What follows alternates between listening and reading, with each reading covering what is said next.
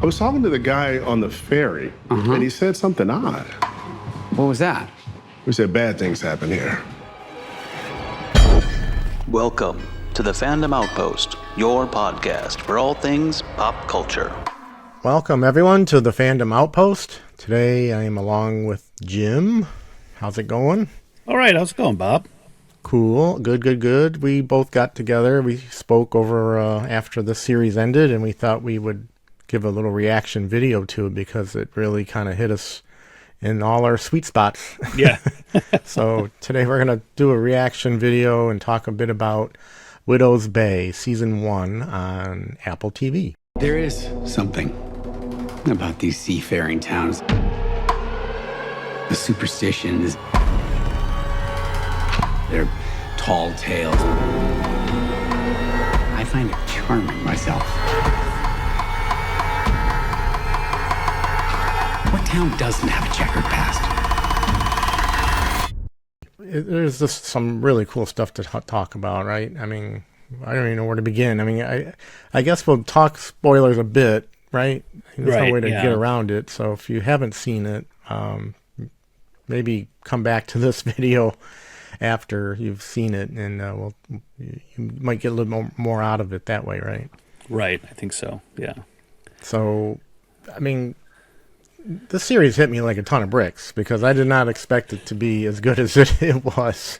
Absolutely. It's funny because you kind of pegged it. We talked about, this was coming on, and this was coming on at the same time as The Burrows was coming on Netflix. And I said, I hadn't watched this yet, but it looks good. And you were like, oh, it's great. You said, and you nailed it perfectly. It's like Parks and Rec meets The Fog. So if you took those two things, and funnily enough, the creator of it was a writer on Parks and Rec. So yeah, I didn't know it at the time. Yeah. Really, so it definitely has the vibe of both of those things, and how it was able to walk that fine line of comedy and horror was just amazing because you don't see it very often done that well. Yes, yeah. It can be very silly, and it can take you out of the series if it doesn't work. And if you don't land it correctly, if you don't give it gravitas to it. Yeah, the right actors, the right writing. I know Katie Dippold is creator of Parks and Rec, and writer on Parks and Rec, and was the creator of this show. And I heard that she had also written a treatment for this way back. Yeah, before Parks and Rec. Yeah, and has held this story to herself, and over the years developed it, and here it is. Good on her. Yeah. Yeah, it really came to fruition because, I mean, there's so many good things I could say about it. I mean, the acting, the setting, everything, right? So, and the acting wise, it really gives us kind of like, we do have a major protagonist in the mayor, Tom, but it gives us two side characters that are really, they work very well together as a trio. The character of Wick, which is Stephen Root, and then the character of Patricia, which is the standout character of the show, and that's Katie O'Flynn, I think is her name. Mm-hmm. And it's just, they could be very much one-dimensional cardboard characters, and they develop them, they give them just some unique things to do. Mm-hmm. Some backstory to them, and it's been fun over 10 episodes to kind of watch these things flesh out a bit and to see where it takes us. One of the things that I really enjoy, and I'm sure it's something that most viewers enjoy, is that you want to be in a place of a good series, like the setting, like you almost want to hang out there. And that's how I feel. Yeah. That's how I feel with this. Even though it's kind of a cursed island off of Nantucket or whatever, it's still like you would love to be around to see what's happening and to see how these characters are on that island, because it's just really good. It's funny. The setting gives us really this enjoyable kind of seaside town, and it's it's reminiscent of, the Fog at Antonio Bay, and it's reminiscent somewhat of Amity. And, as a matter of fact, the mayor's big quest for his town is to make it the next Martha's Vineyard. It's It's kind a bit of a running, cross. Yeah, running a through line through it. So, and it's like you said, the town itself has a cool vibe.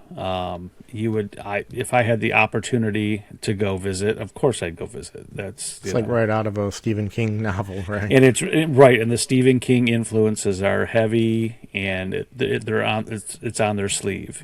They don't deny it 1 minute. The mayor, Tom Loftus is the Yes. Matthew Reese plays him, and I had recently seen him in The Beast in Me, the series on Netflix. Okay. Earlier this year, the spring, I believe, and I was really impressed with him then. He played kind of the evil, did he kill his wife or didn't he kind of guy. Oh, okay. And he was very foreboding in that. And to see him kind of do this comedic turn, it was like, it really took me aback, and I was amazed at how, like, I enjoyed his acting and his reactions and the humor that he brought, interacting with the staff, and the staff is great, and the mayor's office. Right. As you're kind of walking through this, especially in the initial episode, it's like you feel like he's the only sane person on his island, right?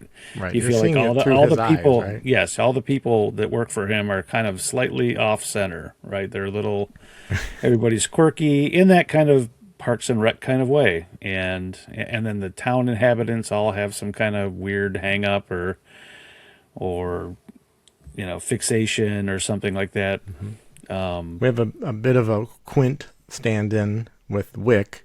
Wick is kind of the Quint, but he's kind of like the crusty seafaring, captain, but he's also the guy that's, he's professing the curses of the island. He's like, oh, this, and no one wants to believe him on this stuff. Yeah, he knows the truth, but everyone thinks he's full of it or whatever, Right.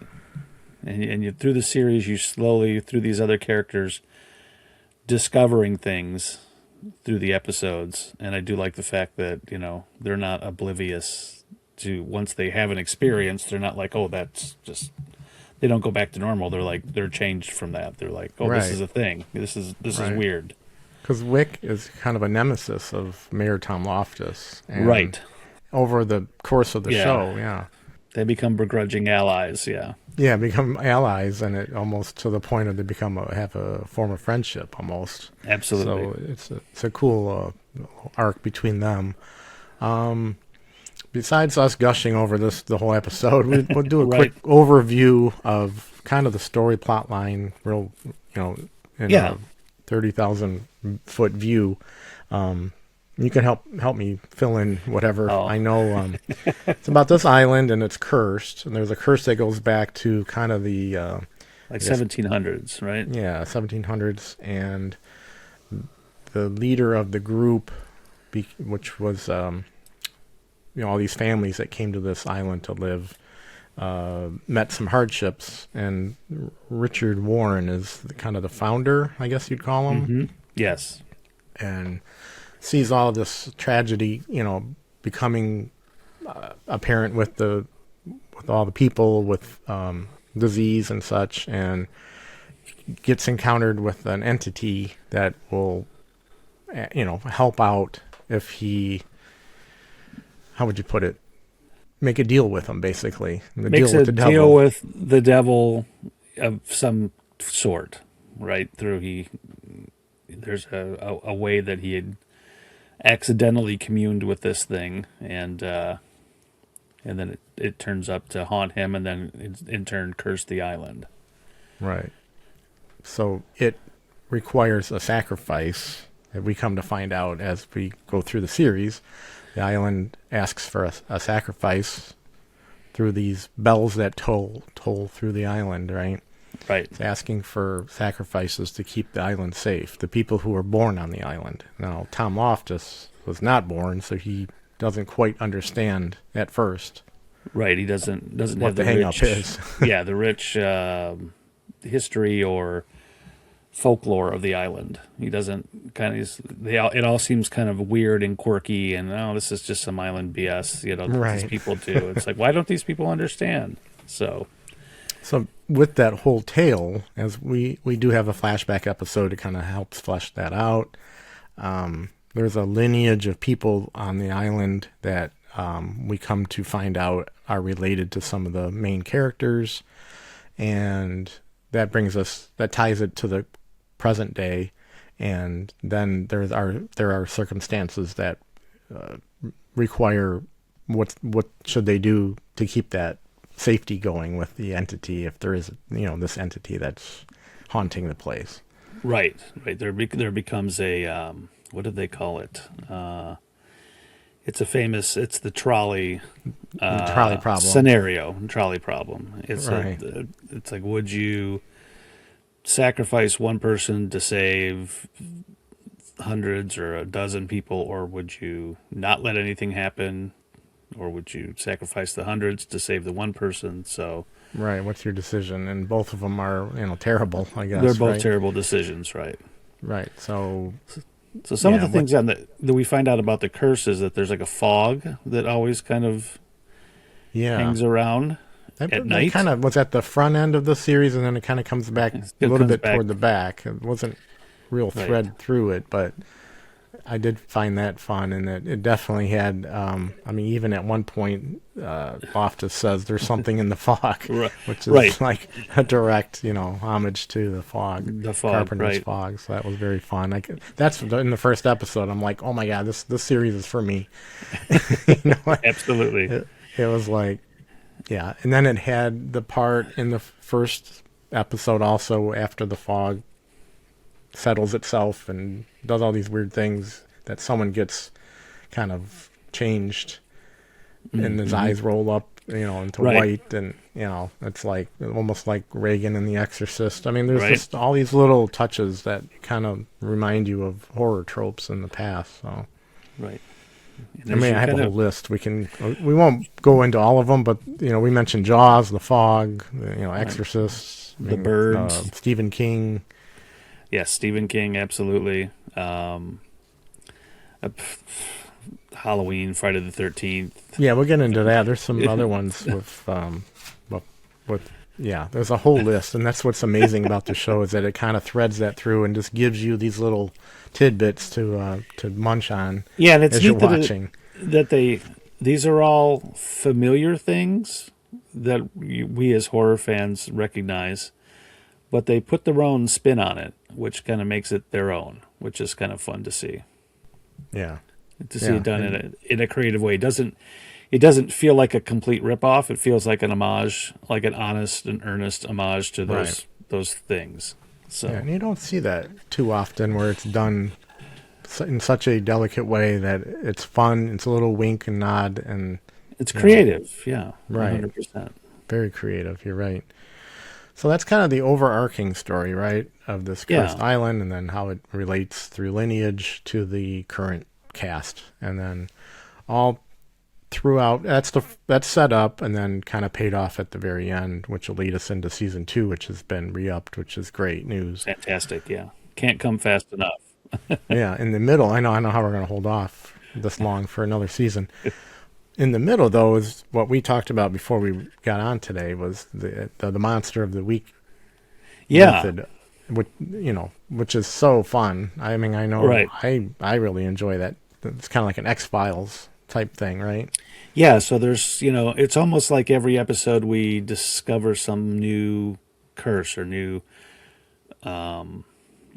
Yeah, tragedy or haunting, or in the very first episode they take us through the town museum, right. and there's oddities in all there. kinds of crazy stuff, in the cases and on the walls and all this kind of stuff that if you go back and look at it, they all pay off a little bit later, and it's a fun way to kind of dip back into that. Yeah, we go from we go from a haunted hotel that's just got some crazy stuff going on in there, from like just the board games at the hotel. It's a haunted Those are hotel hilarious. that the Daddy's- manager won't. The manager won't. What, Daddy's stay gonna at. be mad or something? Or Yeah, some weird kind of one. crazy like that. And there's one with teeth, and then there was the famous Run card game. So let's see on the second. That's the second episode.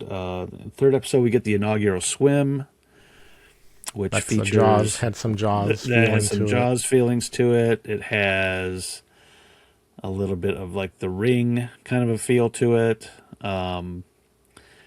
And it's a tradition for the town for the mayor to swim out to the buoy and come back, and there's something in the water, and it's Did that have the Sea Hag, which that's was one the of our Sea Hag first, episode. Yeah, our first Scooby Doo villain kind of thing? yeah. Scooby Doo villains are kind of a good way to describe it. And I'm sure. I hope I'm saying it in a good way, because we mean this in the best way. We're No, not- we love Scooby Doo villains. No, right. It's nothing silly. It's done in such a deft way that it's just so enjoyable to. There to was a just clown in witness. episode 2. Right. Right. Which was He's a in the nice- water. There's a sea hag that Hag. he encounters, and it's just like it would be in everyday life. And he's just like we're seeing it through Tom Loftus's eyes, and it's like Right. he's encountering this woman standing in the road, and it's just like well, we that's would, like, weird. what the It's- heck? Yeah. yeah, Why yeah. was she there? Right. It's like, oh, Then lady, the did you backstory ride or you comes lost? Yeah. It's like, And then, right, the whole backstory comes in with her, and there's a whole thing with that, and that's kind of our first like monster of the week, Right. after the fog. And then there's an episode with Patricia, his assistant. yeah, Patricia starts her thing really takes off in like episode 4, which is Beach Reads, where she is kind of this. There's almost a Shelley Duvall quality to her a little bit. Sissy Spacek. Cece Spacek, that she's a kind of Carrie.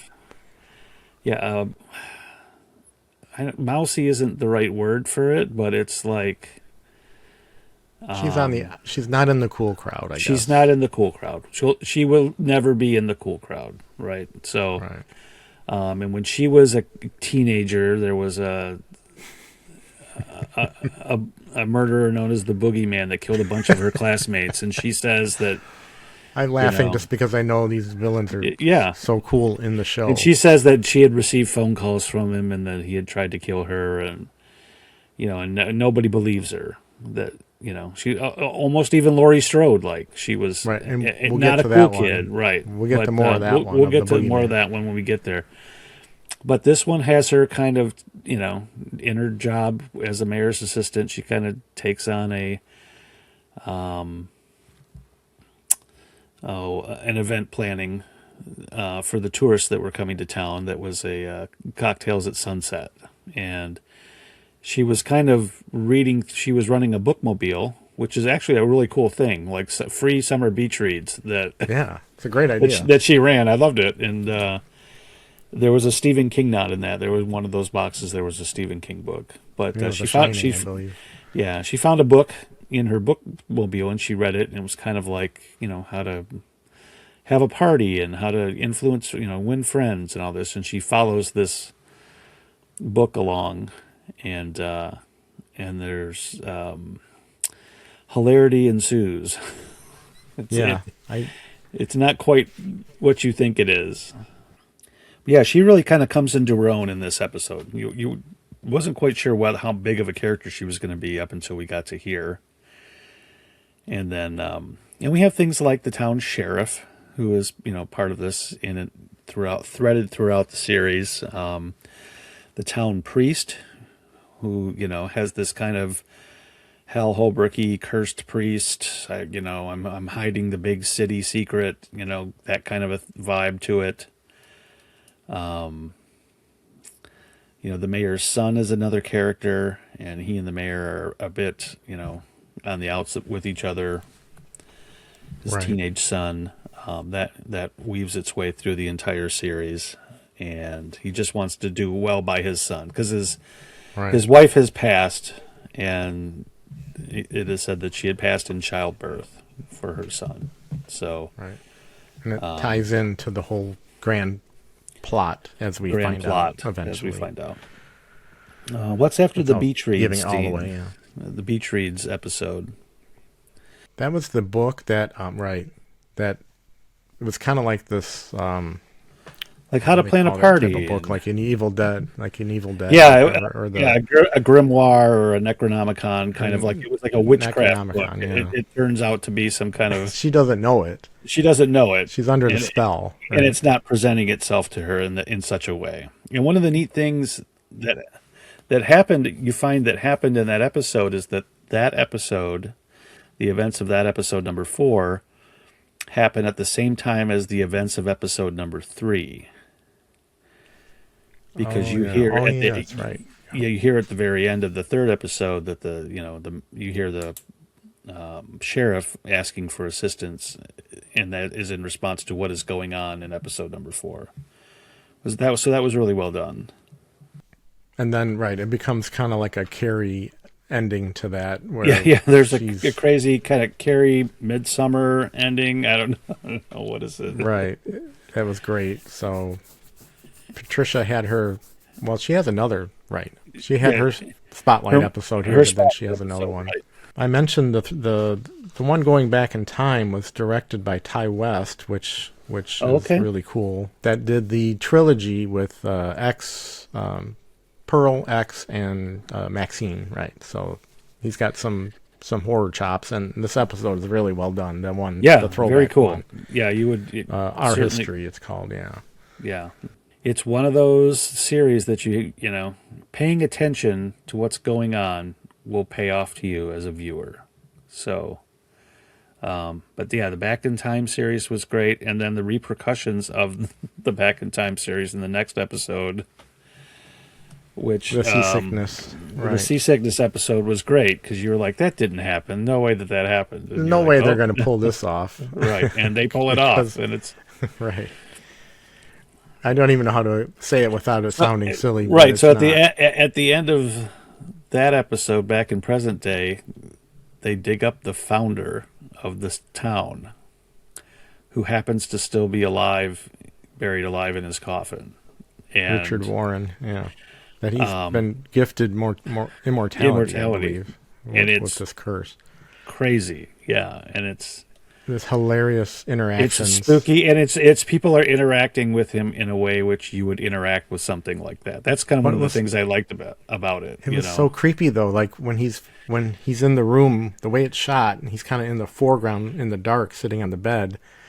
And you're not really seeing. Go talk to him. Go talk to him. And he's like walking in the room. You don't know what he's going to do. All you see is kind of his hair down, and he's sitting on the edge of the bed, and it's in the dark. The stillness of that character really helped his imposing creepiness, Right. That was Hamish Linklater, right? Okay. Who was in Midnight Mass, Right. which was another great Netflix series. He was great in that. This supposedly he wants to be put to rest, and the way that you can put him to rest is people who live on the island can't go beyond a certain distance past the island. They can only go so far out to sea, and if they go out past that, then something terrible happens to them. Right.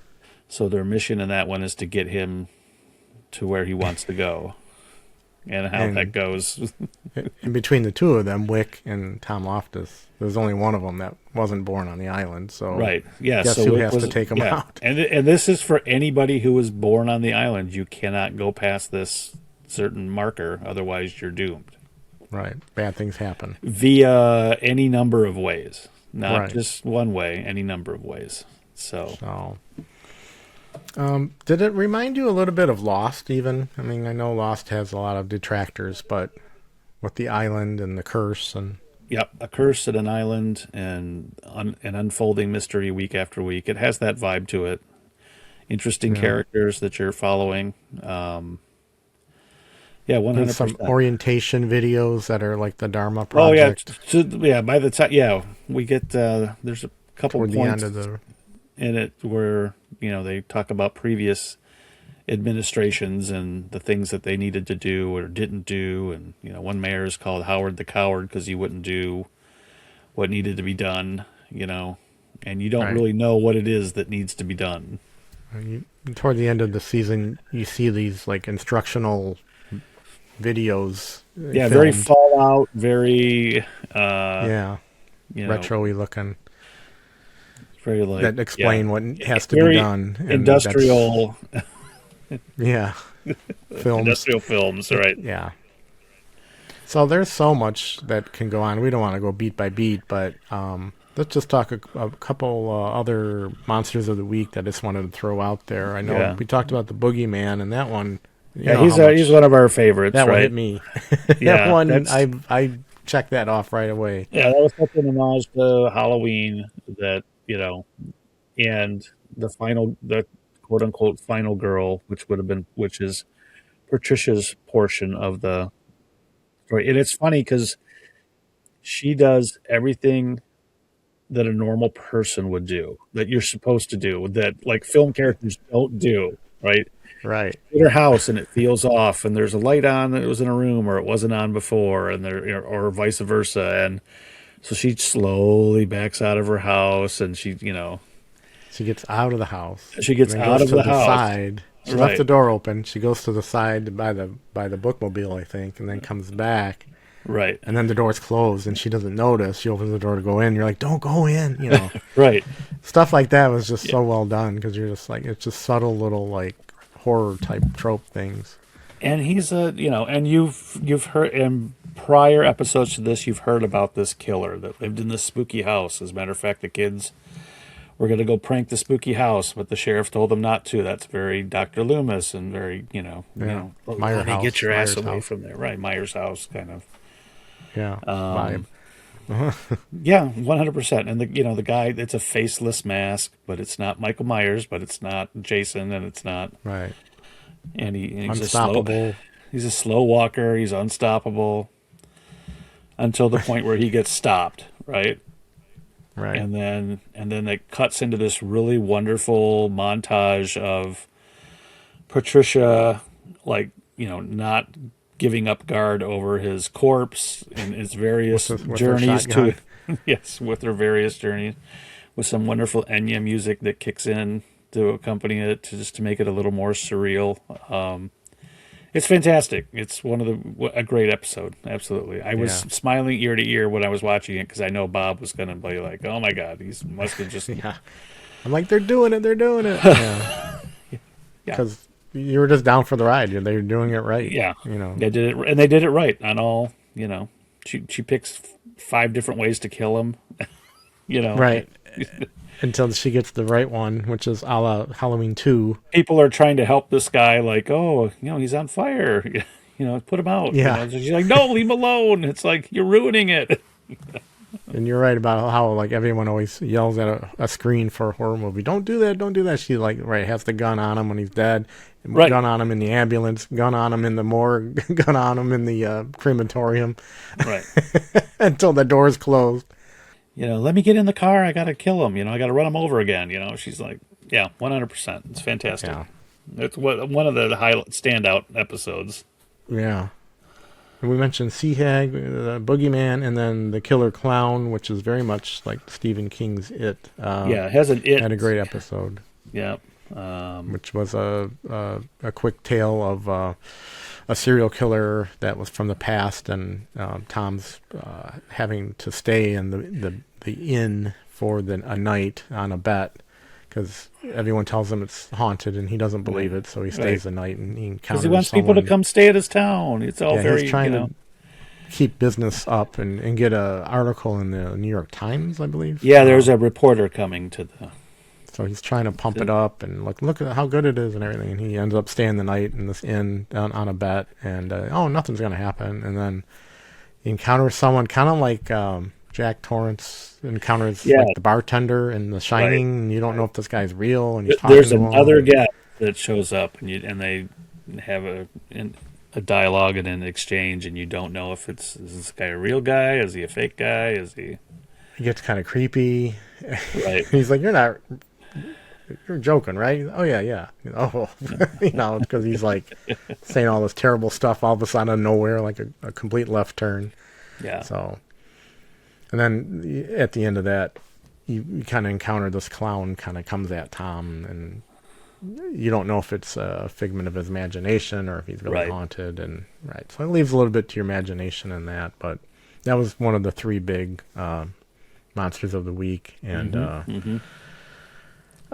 geez, I don't know. I mean, we listed so many homages. I mean, there's even like I said, Lost, the movie The Witch, Robert Eggers. It reminded me a bit of that with the flashback episode by Ty West. Storm of the Century, maybe, with the storm coming into town. Yeah, Carrie, Wicker Man with the Yeah. antlers. Yeah, X-Files. Yeah, there's just so many cool things that it's pulling from and putting it into a new If it's not a direct context. homage, you're going, oh, I'm getting these vibes from it, or this is a thing. It just picks the right feel for all these things, and it just adds them to the stew. And Basically, we're saying if you enjoy any of that type of material, Right. we're recommending this. Two thumbs up. I know I gave it 5 stars on our Instagram, on the Fandom Outpost Instagram, which we would invite you to check out, and so check us out there, and talk to us through there, or a Facebook page for the Fandom Outpost. We could talk through there, or leave us a comment in this video. I should have mentioned up front. Please like and subscribe to this one. We'd really appreciate that, and leave us a comment on what you think about this series that we just are in love with. yeah, I'd like to hear people's theories on what's going on, because there's no real answers to a lot of these things. It's just Right, they give you enough. it's just building. There was Right. an episode that was almost like an exposition episode, but you kind of needed it for a breather. And these episodes aren't very long; they're really digestible. That's and the only nitpick I have, is that I wish they were a little bit longer. right, and you can easily blow through like 3 of them, 4 of them, in an afternoon. So Yeah, that's the only thing. They're like 35 minutes or so, and it's like, oh my God, I wanted another, 10 more minutes, so they left you kind of wanting more, which was great.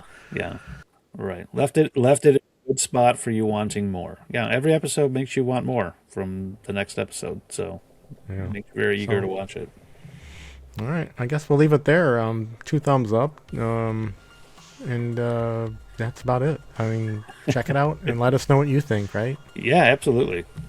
All right. Well, thanks for jumping in so quick, Jim. I know this was a quick emergency pod almost to get this out. And like I said, join us on social media, Instagram, Facebook, and like and subscribe to this channel if you would please. We'd really appreciate it. So with that, I guess we'll say bye. I'm Bob. I'm Jim.